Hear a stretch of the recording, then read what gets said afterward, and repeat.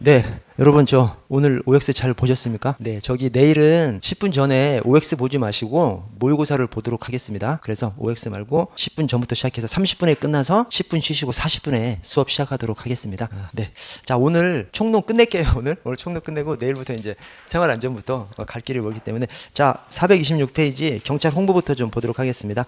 홍보가 이제 홍보 관리 측면에서 이 경찰 관리 파트에 이제 들어가 있습니다. 자 경찰 홍보의 의의를 보시면 협의가 있고 광의가 있죠. 협의의 경찰 홍보는 우리가 그냥 생각하고 있는 홍보, 알리는 거, 이것이 협의의 경찰 홍보고, 광의의 경찰 홍보는 그냥 지역사회 경찰 활동입니다. 지역사회 경찰 활동이 뭐예요? 경찰이 주민 속으로 뛰어 들어가서 주민들이랑 소통을 강화하면서 주민들의 사소한 문제를 해결하면 범죄까지 자동적으로 예방될 수 있다고 보는 것이 지역사회 경찰 활동이지 않습니까? 광의의 홍보는 주민 속으로 뛰어 들어가는 거예요. 그래서 지역사회 경찰 활동이랑 똑같은 개념입니다. 뭐 완전히 똑같다고는 할 수 없지만 일맥상통하는 그런 개념입니다. 그래서 자 협의의 경찰 홍보는 경찰의 활동 끝에 널리 알려서 경찰 목적 달성에 유리한 환경을 조성하는 행위, 그냥 알리는 거, 알려서 우리 뽐내는 거, 그것이 협의의 경찰 홍보고, 자 광의의 경찰 홍보는 지역 주민의 경찰 활동에 대한 참여를 확대하고 그 아래 상호 협조 체제를 강화해서 이를 경찰이 수행하는 모든 업무에 연계시키는, 한마디로 지역사회 경찰 활동하고 일맥상통한다. 지역사회 경찰 활동 이렇게 떠올리시면 되겠습니다.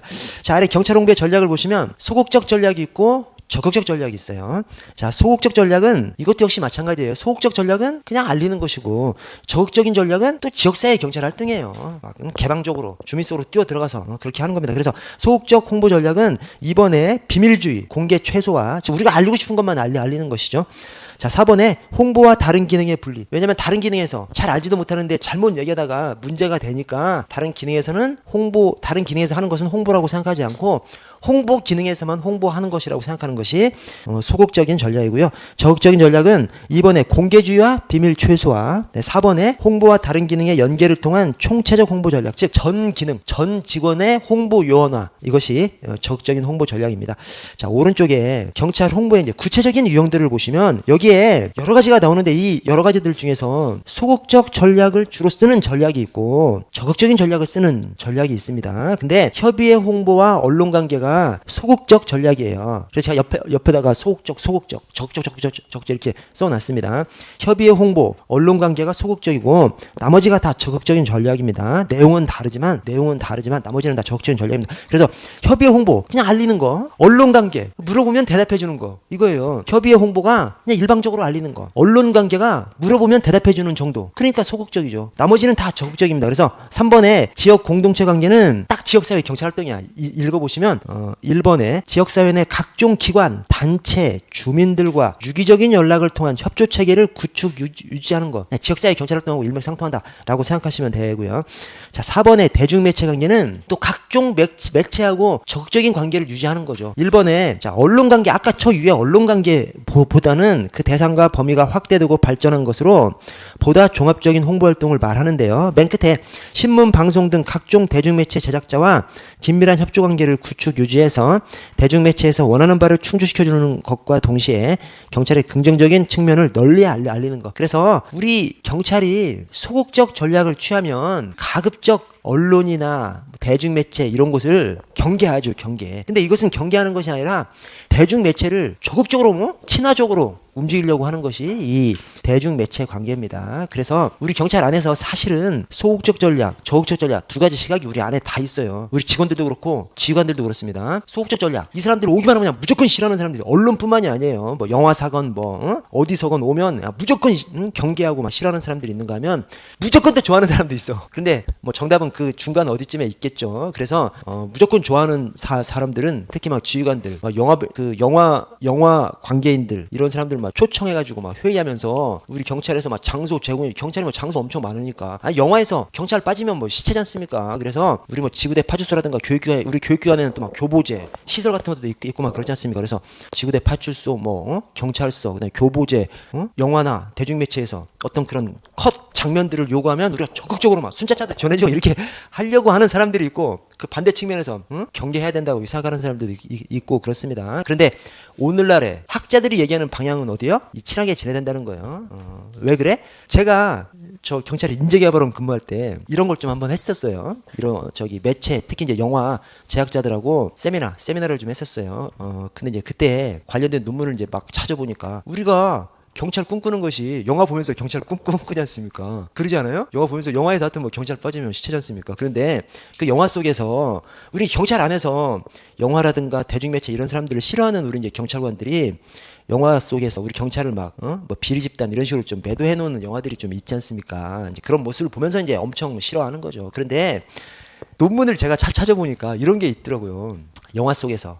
경찰의 모습이 좋게 나오면 그거야 뭐 금상첨화죠. 근데 영화 속에서 경찰의 모습이 나쁘게 나와. 그러면 시민들이 그걸 바라보면서 경찰에 대해서 나쁘게 인식을 할까요? 그건 아니라는 거예요. 그러니까 우리 이런 거 있지 않습니까? 어떤 정치인들이나 뭐 이런 사람들이 뭐 언론에서 자기가 이제 거론되는 것이 정치인들이 국민이 막 자기에 대해서 얘기하는 거, 언론이 자기에 대해서 얘기하는 것이 좋게 얘기하면 좋겠지만 나쁘게 얘기하는 것도 좋은 거지. 관심이 가지고 있는 거 아닙니까? 그래서 이 정치인들이 막 어그로 끌고 막 그러잖아요. 그러니까 아무런 관심을 못 받는 것보다는 어떤 관심을 받는 것이 좋은 거죠. 경찰도 그렇다는 거예요. 아니 그런 논문이 몇 개 있다니까요. 한두 개가 아니야. 여러 개에서 뭐라고 얘기하냐면 어떤 영화나 매체에서 경찰을 아예 다루지 않아. 그런 것보다 비록 나쁜 모습이라도 경찰을 다루면 그걸 바라보는 사람들이 경찰에 대한 시각이 좋아진다는 거예요. 네. 그래서 우리 경찰 안에서 소극적인 홍보 전략, 적극적인 홍보 전략, 뭐 좋아하는 사람도 있고, 그러니까 소극적 홍보 전략을 좋아하는 사람도 있고, 적극적 홍보 전략을 좋아하는 사람도 있죠. 근데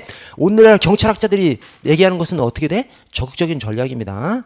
그러니까 뭐 경찰이 하고 있는 일들 꼭 숨겨야 하는 일들이 있지 않습니까? 뭐 진행 중인 수사 사항이라든가 이렇게 꼭 숨겨야 하는 일들은 당연히 보도를 자제하고 또 피의자의 인권도 중요시해야 되기 때문에 그 막 세세한 사항들, 개인 정보 담겨 있는 사항들 막 공지하고 그러면 안 되겠죠. 그러나 그런 선을 지켜서 우리가 얘기해줄 수 있는 것들은 그냥 너무 숨기려고 하지 말고 얘기하고 언론이 됐건 대중매체가 됐건 우리가 도울 수 있는 부분은 돕고 그러는 것이 오늘날 경찰학자들이 말하는 경찰 홍보의 방향입니다. 적극적인 홍보 전략이죠. 자, 다음 페이지 보시면 자, 경찰과 대중매체의 관계에 대해서 이 학자들이 얘기를 한 것이 있습니다. 먼저 R 마크가 단란하고 행복스럽지 않지만 이 사람은 결혼 생활이 좀 이상한가 봐. 그죠? 단란하고 행복스럽지는 않지만 이 단란한 것이 좋은 걸 말합니다. 단란한 것이 단란주 좀 있잖아요. 좋은 걸 얘기합니다. 단란하고 행복하고 비슷한 말입니다. 그러니까 한마디로 행복스럽지는 않지만 오래 지속되는 결혼 생활. 그러니까 함께 할 수밖에 없다. 경찰하고 대중 매체하고 그렇게 표현한 사람이 R 마크입니다. 그래서 R 마크는 결혼 생활은 마크죠, 마크. 결혼 생활이 방어하는 거지, 방어하는 거. 아니, 마크가 얘기한 게 딱 그거야. 단란하고 행복스럽지는 않잖아요. 그러니까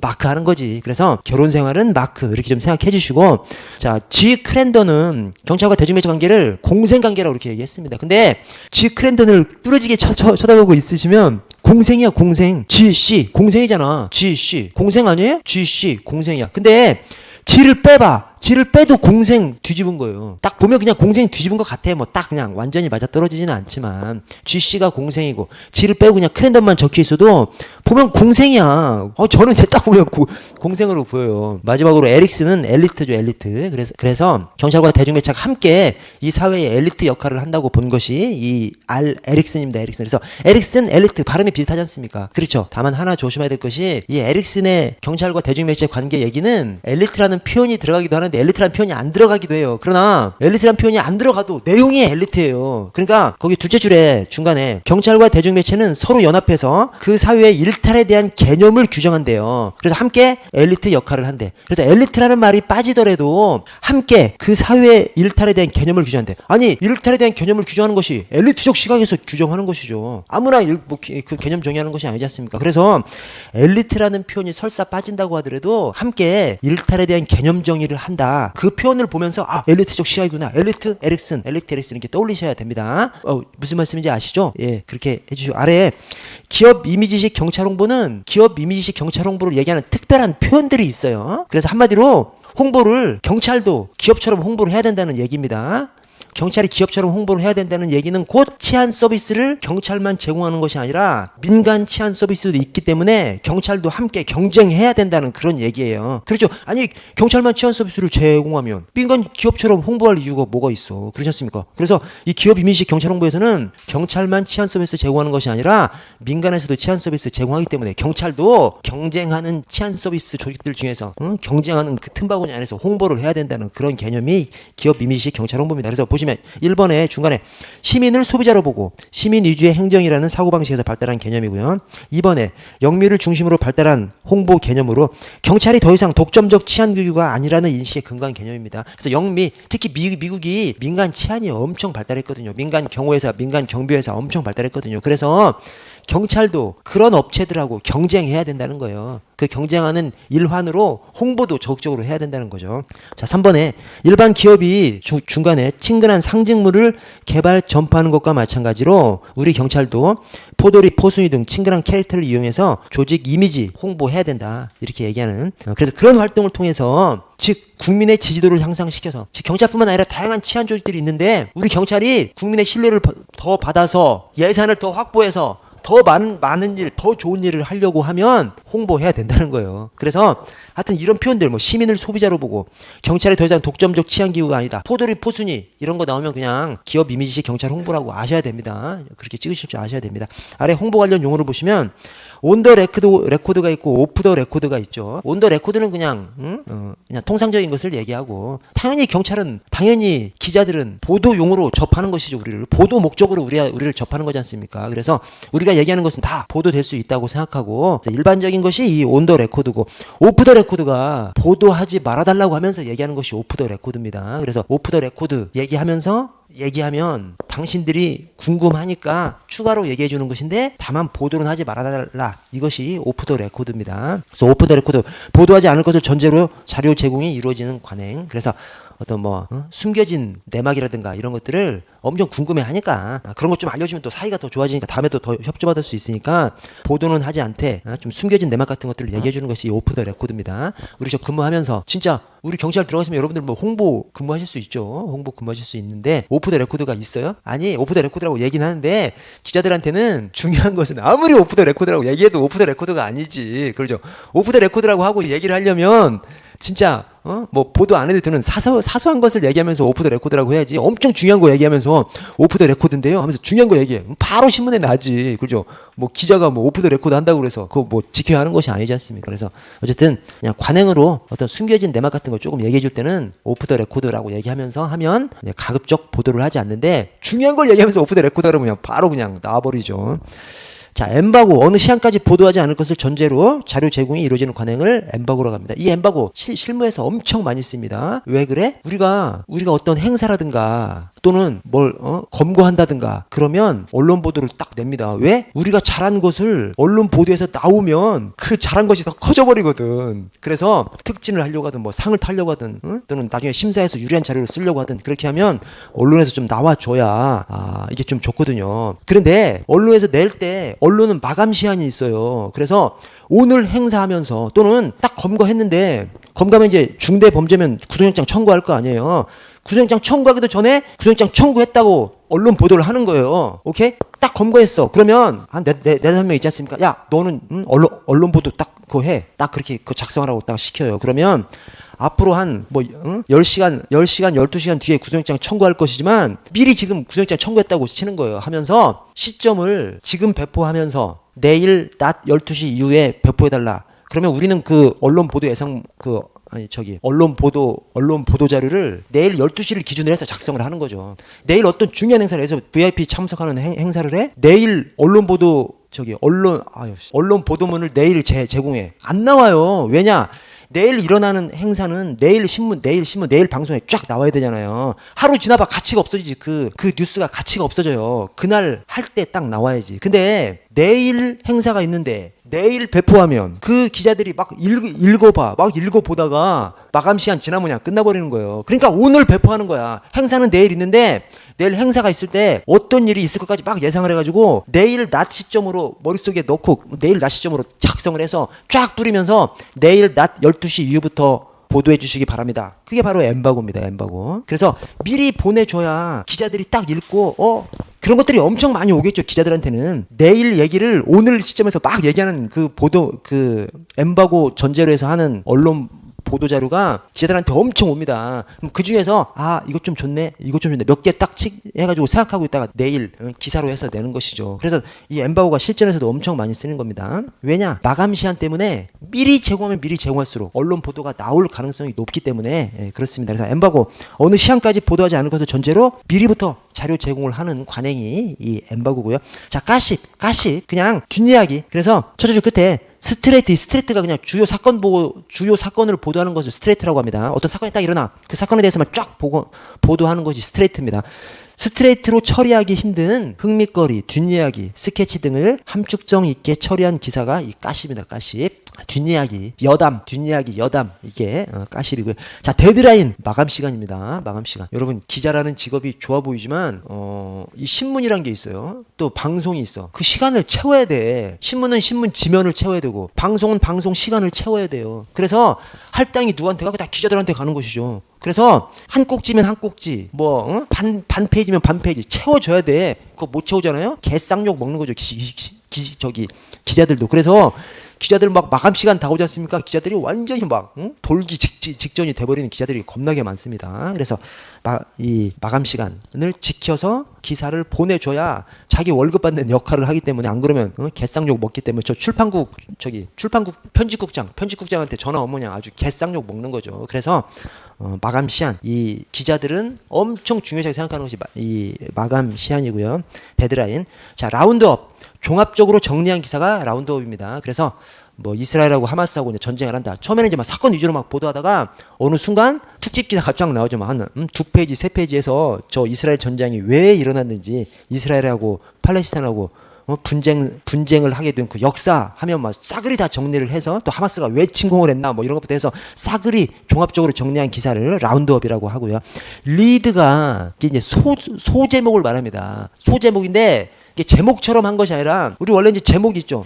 이스라엘 하마스 전쟁 심화되다. 그게 이제 제목이죠. 거기서 그리고 이제 그 밑에 기사를 딱 쓰는데 중간중간에 살짝 요약해서 소제목처럼 딱 올려놓는 것이 있어요. 그걸 리드라고 그럽니다. 그래서 그냥 쫙 전체를 나열해버리면 바쁜 사람들이 그걸 다 읽을지 말지 엄청 고민하잖아요. 그래서 딱 이제 그 리드, 살짝 요약해놓은 그 소제목 비슷하게 다루는 거 그것만 딱 보면서 읽을만 하네? 그러면 또 다 읽기도 하고 살짝 건너뛰기도 하고 할 수 있도록 해놓은 것이 이 리드고요. 자, 콘티, 대본. 우리 방송할 때 우리 방송에서 그 연예인들 막 놀면서 하는 방송들을 뭐라고 하는데 그 방송들 뭐요? 예능. 맞아. 예능 방송에서 그 연예인들이 다 그냥 그때그때 즉흥적으로 말하는 것 같지 않습니까? 절대로 그렇지 않습니다. 물론 이제 즉흥이 조금 가미되죠. 그러나 대본 다 짜줍니다. 그래서 콘티 한 사람당 몇 명씩 그 작가가 붙어가지고 막 콘티를 엄청 짜줘요. 그래야 방송이 되니까. 그래야 짧은 시간 안에 팍 찍어. 왜냐면 짧은 시간 안에 분량이 나오게끔 여러 가지 막 재밌는 장면들이 나와야 일들이 팍팍 끝나지 않습니까? 그래서 막 작가가 엄청 붙어서 이 짜줍니다. 대본을. 그 대본을 콘티라고 합니다. 콘티. 그래서 이 콘티라는 말은 많이 들어보셨을 거예요. 방송 안에서도 콘티 누가 짰냐? 막 이런 식으로 막 얘기하는 거 그것이 이제 콘티입니다. 그래서 콘티 대본이나 방송 자료, 대본, 방송 자료를 이 콘티라고 하고요. 피처는 기획 기사를 피처라고 합니다. 그래서 단순히 그냥 특정 사건을 딱 보도하는 것이 스트레이트고, 그거를 종합적으로 분석 기사를 내는 것이 라운드업이고, 스트레이트와 라운드업 그 중간 정도에 있는 것이 이 피처입니다. 자, 오른쪽 경찰 홍보의 문제점과 해결 방안을 보겠습니다. 자, 문제점. 경찰 홍보에 의해서 국민의 알 권리는 충족이 될 수 있지만 개인의 프라이버시권이 침해될 가능성이 있죠. 그래서 홍보 적절하게. 특히 우리 경찰은 사건 사고를 다루지 않습니까? 범죄에 관련한 사건 사고를 다 다루기 때문에 가해자의 개인정보, 피해자의 개인정보를 다루는 것이 우리 경찰이죠. 그리고 그냥 개인정보가 아니라 엄청 민감한 이 범죄, 성 관련된 사건은 그 피해자가 죽어도 알리기 싫은 그런 성격도 또 가지고 있지 않습니까? 모든 사람이 그렇지는 않지만 아주 그러니까 민감하고 사람마다 다르게 반응하고 그런 측면이 있기 때문에 좀 조심해서 주의해서 다룰 필요가 있죠. 그래서 이 홍보의 영역이 굉장히 민감한 영역이고 좀 조심해야 하는, 주의해서 해야 되는, 심혈을 기울여서 해야 하는 그런 업무죠. 자, 해결 방안을 보시면 1번 범죄 사실이라고 하더라도 공공의 이익을 위한 것이 아니면 발표해서는 안 되죠. 말이죠. 이게 꼭 표현이 조금 어색한 것 같은데 그렇지 않습니다. 우리가 어떤 범죄 사실을 발표하려고 하면 오로지 공익 목적에 의해서 해야 됩니다. 오로지 공익 목적. 그렇죠. 민감한 그런 정보이기 때문에 공익 목적을 위해서 해야 되지 오로지 공익 목적을 위해서 해야 됩니다. 그래서 저 그 피의자 얼굴 공개하는 거 그것이 이제 특강법에 있다가 이번에 특정 중대범죄 피의자 등 뭐 정보 공개에 관한 법률이 새로 제정됐습니다. 이제 특강법보다 그게 더 우선이죠. 기본서에 못 넣었어요, 그거. 왜냐면 그 뒤에 개정됐어, 그 뒤에. 그래서 제가 또 정오표로 좀 드리도록 하겠습니다. 근데 어쨌든 그래서 특강법, 특정 강력범죄 땡땡땡 법이 특정 중대범죄 피의자 등 정보 공개에 관한 법률로 바뀌었죠. 그 새로 제정되면서 하여튼 특별한 경우 아니면 그 법이 우선될 수 있도록 해놨습니다. 거기도 딱 적혀 있는 것이 그러니까 옛날에 특강법에도 그렇게 적혀 있었고 오로지 공공의 이익을 위해서예요. 오로지 공공의 이익을 위해서. 그래서 이 피의자나 피해자나 범죄 관련된 그런 정보는 진짜 민감한 정보죠. 진짜 민감한 정보이기 때문에 오로지 공공의 이익을 위한 것입니다. 그래서 범죄 사실이라도 공공의 이익을 위한 것이 아니면 발표해서는 안 된다. 이게 맞는 말입니다. 꼭 단정적으로만 적으니까 뭔가 좀 이렇게 어색하지만 맞는 말입니다. 오로지 공익을 위해서만 공개할 수 있습니다. 그래서 경찰 수사사건 공보에 관한 규칙, 우리 경찰 공보 규칙, 경찰 수사사건 공보에 관한 규칙에 보시면 원칙적으로 비공개거든요. 원칙적으로 비공개인데 공개를 하려고 하면 오로지 공익을 위해서예요. 오로지 공익을 위해서. 자, 2번 발표 내용은 범죄 사실 및 밀접한 관련 사실에 국한돼야 됩니다. 그러니까 원칙이 비공개고 예외적으로 공개할 수 있는데 예외적으로 공개한다고 하더라도 범죄 사실이나 밀접한 관련 사실에 국한돼야 되는 것이죠. 이것저것 막 완전히 우리 친구들끼리 막 얘기하듯이 뻥도 섞어서 막 재미있게 막 이것저것 다 얘기하는 것이 좋은 것이 아니라 절제 있게 적절하게 범죄 사실 및 밀접한 관련 사실에 국한해서 그렇게 발표해야 되고요. 4번에 경찰의 보도기관의 발표 담당자는 시도경찰청장, 경찰서장이나 수사본부장 또는 그 지정을 받은 책임 있는 직위에 있는 자여야 합니다. 그래서 우리 매뉴얼상으로는 과장 이상만 언론 대응하라는 거예요. 그래서 우리 돼 있습니다. 우리 내부 매뉴얼에 과장급 이상만 언론 대응하라는 거예요. 근데 이제 그게 좀 잘 안 지켜지죠. 왜 그래? 우리는 막 현장에서 계속 돌아다니니까 기자들이 막 마이크 들이밀고 막 또 마이크가 어디 숨겨져 있잖아. 마이크 이렇게 들이미는 것도 아니고 마이크랑 기자들이 항상 우리한테 뭔 얘기를 할 때는 CCTV가 돌아가고 있습니다. 걔네 캠코더가 어디선가는 찍고 있는 거죠. 기자들은 반드시 찍고 반드시 녹음합니다. 그래서 기자들은 아무것도 없이 우리한테 물어봐도 찍히고 있는 거예요. 그게 기자 몸 안에 있는 어디서 비추고 있든지 아니면 저 멀리에서 카메라 기자가 찍으면서 녹음하고 있다니까요. 그래서 우리는 현장에서 엄청 많이 돌아다니니까 과장급 이상만 언론 대응하라고 하는데 그게 좀 잘 안 지켜져. 왜? 현장에서 막 옆에서 물어보니까 어떻게 하다 보면 또 대답하고 막 그렇게 되는 거죠. 근데 그렇게 대답을 하다가 대답이 좀 잘못되면 9시 뉴스에 막 나가버리죠. 그래서 하여튼 우리 공식 매뉴얼에서는 책임 있는 지위에 있는 자, 그래서 과장급 이상만 원칙적으로 언론 대응하라 이렇게 좀 돼 있습니다. 자, 아래 언론의 오보에 대한 대응책, 그것을 주로 규정하고 있는 것이 이제 언론중재법인데, 자, 아래 정의를 보시면 위에거는 이제 보시고요. 위에거는 저기 인터넷 신문이나 이런 것들도 여기 언론 기관에 포함한다. 당연하지. 요즘 인터넷 신문들 잘 나가는 것들은 장난 아닙니다. 저 뉴시스나 또 뉴시스 등등등 인터넷 전문 그 언론사도 굉장한 영향력을 발휘하고 있는 것이 오늘날의 언론 환경입니다. 자, 저 아래 정정보도, 반론보도, 추후보도를 보시면, 자, 정정보도와 반론보도가 있죠. 정정보도는 틀리게 보도했으니까 바르게 고쳐달라는 것이 정정보도고요. 반론보도는 언론 보도가 사실인지 아닌지를 떠나서 거짓인지 사실인지를 떠나서 나도 할 말이 있다. 이게 반론보도 또는 반론보도 청구권입니다. 그래서 전에 영화배우 최민수 씨가 이렇게 직접 거론해도 괜찮죠? 그분은 저기 영화배우니까. 예. 영화배우 최민수 씨가 한번 길에서 노인한테 막 쌍욕하다가 TV에 뉴스에 나와서 막 엄청 욕먹었습니다. 근데 그때 사정이 있었다고 하죠. 그 노인이 막 자기 가족한테 쌍욕하니까 자기도 쌍욕 나간 거죠. 그래서 그렇게 언론 보도가 나갔을 때 최민수 씨가 나 쌍욕하지 않았어 라고 하면 정정보도 청구권이죠. 나 쌍욕하지도 않았는데 왜 쌍욕했다고 보도했느냐, 이게 정정보도 청구권이고, 내가 쌍욕한 건 맞아, 그러나 나한테도 사정이 있었다, 나한테도 할 말이 있어, 나한테도 할 말이 있는 거, 그것을 보도해줘, 이것이 반론보도 청구권입니다.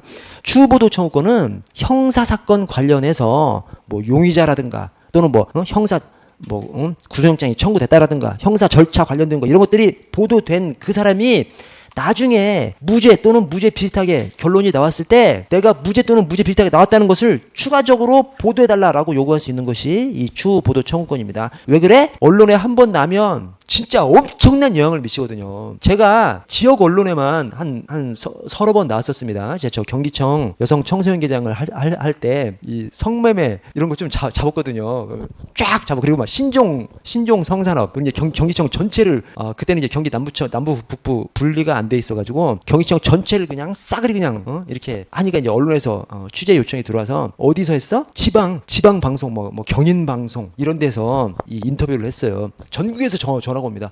경인 방송인데 경인 방송 것을 저기 어디 부산 방송 이런 데서 부산 방송 거하고 경인 방송 거하고 막 체인지 해가지고 서로 교환하고 막 그러나 봐. 그러니까 경인 방송 얘기가 막 부산에도 나오고 어디 뭐 가운데서 나오고 막 그렇다니까요. 그래서 전국에 있는 뭐 저 아는 사람들이 뭐 툭 하면 전해가지고 야 너 방송 나왔다 하면서 엄청 그렇습니다. 언론에 한 번 타면요 엄청난 영향을 미치는 거죠. 그래서 형사사건 관련해서 뭐 피의자라든가 또는 뭐 용의자라든가 또는 뭐 구속영장 청구됐다라든가 이런 것들이 언론에 딱 나와. 그 사람은 완전 범죄자로 그냥 자기 아는 사람들이 알아버리는 것이죠. 그래서 무죄나 무죄 비슷하게 결론이 나와. 그러면 자기가 그 형사건의 용의자라든가 뭐 구속영장 청구됐다든가 이런 것이 최초 보도된 그 언론사들한테 나 무죄 나온 거 추가로 보도해줘 라고 할 수 있는 권리가 추후 보도 청구권입니다. 왜?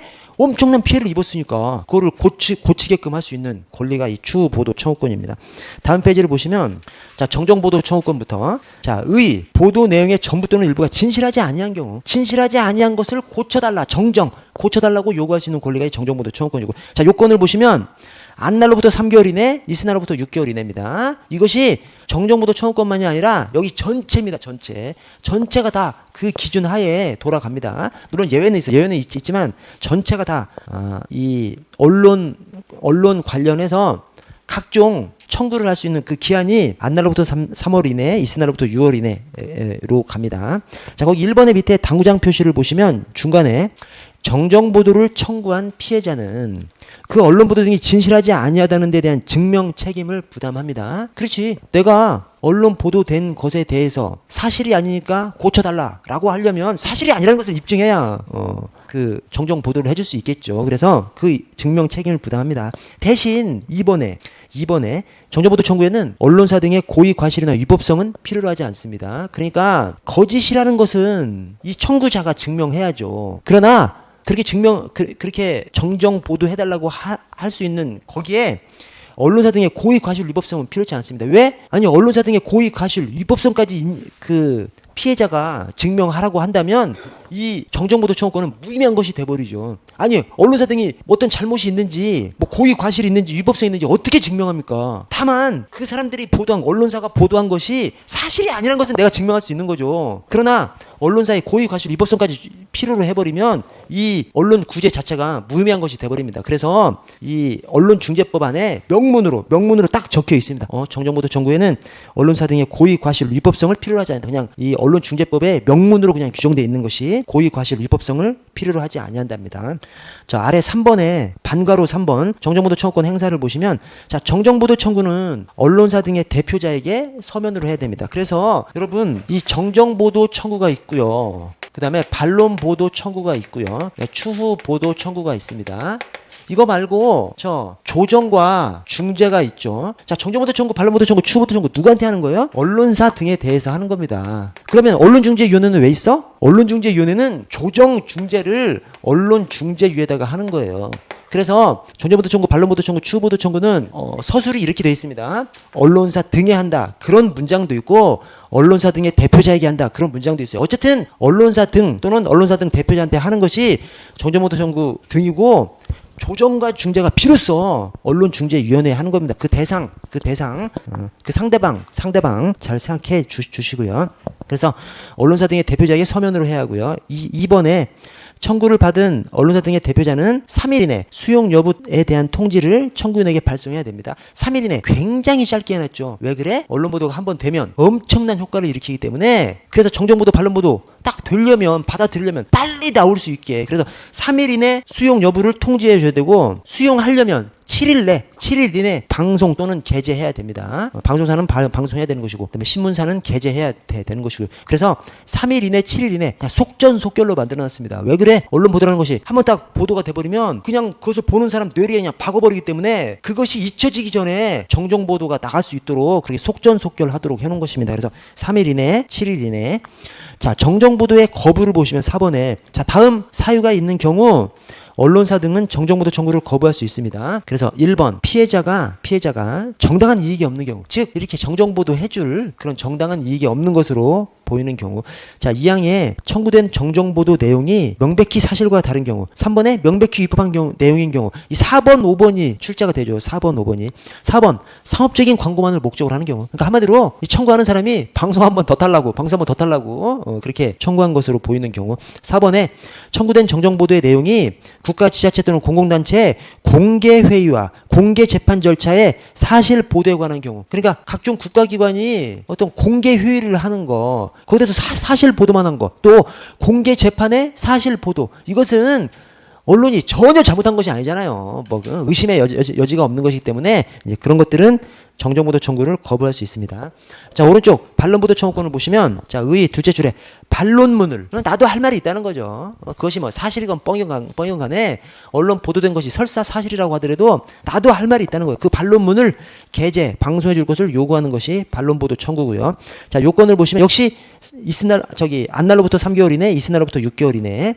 그다음에 방가로 2의 2번 반론보도 청구에는 언론사 등의 고유 과실이나 위법성을 필요로 하지 않고요. 똑같죠? 정정보도 청구하고 똑같고요. 그리고 보도 내용의 진실 여부와 상관없이, 아까 정정보도는 거짓인 경우에 고쳐달라고 하는 것이 정정보도 청구고요. 이 반론보도 청구는 거짓 여부, 진실 여부와 상관없이 청구할 수 있는 것이 반론보도 청구입니다. 자, 4번에 추후보도 청구를 보시면 1항에 중간에 범죄 혐의가 있거나 형사상 조치를 받았다고 보도, 공표된 자는, 하여튼 범죄 관련해서 보도된 자는 아래 무죄 판결 또는 이와 동등한 형태로 종결됐을 때는 3개월 이내에 추후 보도의 게재를 청구할 수 있습니다. 그래서 아까 3개월, 6개월에 그 3개월 여기서도 3개월이 적용되잖아요. 아까 이제 우리 이 정정 보도 등 청구, 이 언론 구제의 기간에 있어서의 기본형이 3개월, 6개월이거든요. 근데 추후 보도에서도 3개월이 들어갑니다. 3개월이. 자, 사항을 보시면 추후보도 청구권은 특별한 사정이 있는 경우를 제외하고는 정정보도 청구권이나 반론보도 청구권 행사에 영향을 미치지 않습니다. 이게 뭔 말이에요? 정정보도 청구, 반론보도 청구하고 별도로 추후보도 청구도 제기할 수 있다는 것이죠. 그러니까 추후보도 청구는 이 사람이 옛날에 이제 형사건 관련해서 보도된 사람인데 그 형사건이 무죄로 끝난 거, 무죄 또는 무죄 비스무리하게 끝난 거, 그 자체를 이제 보도해달라고 하는 것이 이 추후보도 청구권이고, 근데 최초에 보도한 것이 거짓이 섞여 있거나 또는 이 사람한테 어떤 뭐 반박할 것이 있어. 그러면 정정보도 청구나 반론보도 청구는 별도로 할 수 있는 것이죠. 그래서 이 말이 4번의 표현이 정정보도 청구, 반론보도 청구는 별도로 할 수 있고, 또 정정보도 청구, 반론보도 청구 한 다음에도 추후보도 청구도 또 해달라고 할 수 있고, 그런 거죠. 그래서 별도로 제기 가능하다는 의미가 그 4번의 의미고요. 자, 이제 조정부터가 언론중재위원회에 하는 것입니다. 여러분, 그러면 조정하고 중재는 어떤 차이가 있어요? 여기 좀 봐주세요. 자, 조정은 어느 한 편이 제기하는 겁니다. 중재는 양측이 중재부의 결정을 따를 것을 합의하고 함께 제기하는 것이 이 중재입니다. 그래서 조정 결과를 따라버리면 어느 한쪽도 이의를 제기하지 않으면 이 조정이 재판상 화해와 같은 효력을 발휘합니다. 이의 제기하지 않으면. 중재는 처음부터 양측에서 다 따르기로, 중재부 결정에 따르기로 하고 제기하는 것이기 때문에 중재는 하여튼 중재하면 이제 끝나는 거예요, 그냥. 그래서 이 중재부의 중재 결정은 확정 판결과 똑같은 효력을 가집니다. 재판상 화해, 확정 판결. 이 조정은 어느 한쪽에서 제기하는 것이기 때문에 조정 결정에 대해서 어느 한 측이라도 받아들이지 않고 이의 신청을 해버리면 조정 자체가 무효가 돼버려요. 그리고 정정보도 청구 소송을 제기한 것으로 그냥 봐버립니다. 그래서 그냥 소송으로 바로 그냥 이행돼버리는 겁니다. 대신 어느 한쪽도 이의 제기를 하지 않으면 재판상 화해와 똑같은 효력을 가지고요. 중재는 처음부터 그냥 따르기로 합의하고 중재 신청을 하는 것이기 때문에, 그래서 중재부의 중재 결정은 확정 판결과 똑같은 효력을 가집니다. 그러니까 중재 신청했다 그러면 그 중재로서 모든 것이 끝나는 것이죠. 중재 딱 신청했어 그러면 중재 결정이 나면 모든 것이 그냥 끝나버리는 것이죠. 중재 결정입니다. 자, 조정은 어느 한쪽에서 제기하는 거예요. 그래서 자, 1번 정정보도 청구 등과 관련해서 분쟁이 있는 경우 피해자 또는 언론사 등은 어느 한쪽이 중재위원회 조정을 신청할 수 있습니다. 2번에 역시 안날로부터 3개월, 이튿날로부터 6개월 기간 기간은 똑같고요. 대신 이제 저 다음 페이지에 예외는 있습니다. 거기 그 3번 둘째 줄에 피해자가 언론사에 먼저 정정 보도 등을 청구한 때에는 피해자와 언론사 간 협의가 불성립된 날, 그날로부터 14일 이내 해야 됩니다. 그러니까 원칙적인 조정 신청 기간이 안날로부터 3개월, 있을날로부터 6개월인데 다만 정정보도 청구 등을 먼저 제기해서 그러면 그 결정일로부터 협의 불성립된 날로부터 14일 이내에 신청해야 합니다. 다음 페이지 보시면 조정 기간은 2항에 조정은 신청 접수일로부터 14일 이내에 해야 됩니다. 이것은 신청을 말하는 것이 아니에요. 신청을 받은 다음에 이 중재부에서 조정 결정을 하는 것을 말합니다. 중재부에서 조정 결정이 원칙적으로 14일 내에 해야 됩니다. 3항에 신청인이 2회에 걸쳐 출석하지 아니하면 조정 신청을 취한 것으로 보고 그 아래 언론사 등이 2회에 걸쳐 출석하지 않으면 그냥 이행하기로 합의한 것으로 봅니다. 즉 2회 이상 불출석하면 불출석자의 불이익으로 귀결시켜버리죠. 그래서 그것이 투아웃입니다. 투아웃. 두 번 불출석하면 불출석자의 불이익으로 귀결시켜버립니다. 자, 5번에 조정기일에 중재위원은 아래 절충안을 제시하는 등 합의를 권유할 수 있습니다. 이 합의를 권유할 수 있느냐 없느냐 가지고 지문을 만들어요. 근데 합의 권유할 수 있죠. 그러니까 조정이지. 조정이라는 것이 네가 좀 양보해 이렇게 합의안을 제시할 수 있는 것이 조정이기 때문에 절충안을 제시하는 등 합의를 권유할 수 있습니다. 그러니까 조정이라고 하는 거죠. 자, 비공개 원칙. 조정은 비공개를 원칙으로 합니다. 왜 그래? 이 언론중재위원회가 오른쪽에 이제 위원도 나오고 막 그러는데 언론중재위원회 위원들의 주 구성원이 어떻게 돼? 법조인하고 언론인이에요. 그러니까 언론인 견제하는 기구에 언론인들이 들어가 있어. 그래서 뭐 제 동기들이나 제 주변에서 이 조정 들어간 사람들이 있습니다. 그 사람들 얘기 들어보면 하여튼 언론사 편을 상대방 이 위원들이 막 드는 느낌을 확 받아버린다는 거예요. 왜 그래? 거기에 언론사 출신이 있거든요. 저기 법조 출신, 그다음에 언론사 출신, 이게 주로 구성원이 돼 있어. 그래서 딱 그냥 분위기 자체가 언론사 편을 조금 드는 그런 느낌이 확 있다는 거예요. 그래서 조정은 비공개를 원칙으로 합니다. 공개하면 그 사람들 제대로 못하겠죠. 위원들이 말도 제대로 못하겠지. 그래서 이 조정은 비공개를 원칙으로 합니다. 언론인 출신 위원들이 언론사 편 들 수 있도록 비공개로 만들어놨다. 이렇게 그냥 숙지하시면 연상을 하시면 되겠습니다. 자, 4번 직권조정결정. 1번 당사자 사이에 합의가 이루어지지 아니한 경우 또는 신청인의 주장이 이유 있다고 판단되는 경우 중재부는 아래 직권조정결정을 할 수 있습니다. 이 경우 그 결정은 조정신청 접수일부터 21일 이내에 해야 됩니다. 아까 조정은 원칙으로 14일 이내에 끝내야 되잖아요. 그러나 그것은 이제 원칙인 것이고 이렇게 연장할 수 있습니다. 그래서 7의 배수로 막 되죠. 원칙적으로 14일 내에 결정을 해야 되는데 직권조정 결정은 21일 이내. 왜냐? 직권조정 하려면 좀 더 살펴봐야 되기 때문에 좀 더 길어지는 것이죠. 자, 2항에 직권조정 결정에 불복하는 자는 7일 이내 불복 사유를 명시해서 중재부에 이의 신청을 할 수 있습니다. 이의 신청을 하면 조정 결정은 효력을 상실해 버려요. 그리고 그냥 소송으로 바로 그냥 넘어가 버립니다. 재판으로, 법원으로 넘어가 버리는 것이죠. 자, 3회 직권 조정 결정에 관해서 이의 신청이 있는 경우에는 끝에 소가 제기된 것으로 봐서 그냥 법원으로 넘어가 버립니다. 그러니까 이 조정은 어느 한쪽에서 신청하는 것이니까 그렇죠. 어느 한쪽에서 신청하는 것이라서 조정 결정해봐야 다른 쪽에서 받아들이지 않으면 그냥 무효가 돼버리고 소송으로 바로 그냥 넘어가 버립니다. 자, 5번에 조정에 의한 합의 등의 효력이 끝에 이의 신청이 없으면 재판상 화해와 같은 효력을 가집니다. 이의 신청이 없으면 이의 신청을 해버리면 그냥 무효가 돼버리는 것이고 왜 그래? 조정은 어느 한쪽이 제기한 것이기 때문에 재판하고 똑같은 효력을 발휘하지 못하는 것이죠. 원칙적으로. 대신 다 이의 신청을 하잖아. 그럼 다 받아들인다는 거기 때문에 그러면 재판상 화해와 똑같은 효력을 가지고 자, 중재는 양 당사자가 중재부 결정에 따르기로 합의하고 제기하는 것이 중재. 그래서 중재는 하여튼 중재 신청을 했다. 이제 중재 결정이 내려지면 이 사건이 일단락 돼버리는 겁니다. 왜? 중재 결정은 확정 판결과 똑같은 효력을 가지기 때문에. 그래서 1번에 당사자 양쪽은 끝에 중재부의 종국적 결정에 따르기로 합의하고 중재를 신청할 수 있습니다. 2항에 중재 신청은 조정 절차 계속 중에도 할 수 있고요. 3항의 중재 결정은 확정 판결과 동일한 효력이 있습니다. 중재에 관한 나머지 절차는 조정 절차를 준용하도록 그냥 돼 있습니다. 그래서 아까 기간 중재 제기 기간도 다 그냥 3개월, 6개월이 다 기본형입니다. 그래서 준용하도록 돼 있기 때문에 자, 오른쪽 소송 역시 안날로부터 3월, 이튿날로부터 6월 이내에 정정보도 청구 등 소송을 제기할 수 있고요. 2항에 정정보도 청구 등의 소는 접수 3개월 이내에 판결을 선고해야 합니다. 아래 언론중재위원회를 보시면 3항에 중재위원회는 40명 이상 90명 이내 중재위원회로 구성합니다. 그러니까 40명 이상 90명 이내 이게 이제 인력풀이고 이 안에서 세세한 중재부가 여러 개 구성되죠. 중재부가 사건별로 이제 세세한 중재부가 이 40명 이상 90명 이내에서 세세한 중재위원회가 엄청 이제 구성이 되는 겁니다. 그래서 큰 인력풀은 40명 이상 90명 이내 중재위원으로 구성하고요. 자, 중재위원은 다음 각 호의 사람 중에서 문화체육관광부 장관이 위촉합니다. 문화체육관광부 장관이 왜 나와? 우리 정부 부처 중에서 언론, 방송 담당하는 정부 부처가 문화체육관광부거든요. 그래서 문화체육관광부 장관이 언론중재위원회 위원 위촉합니다.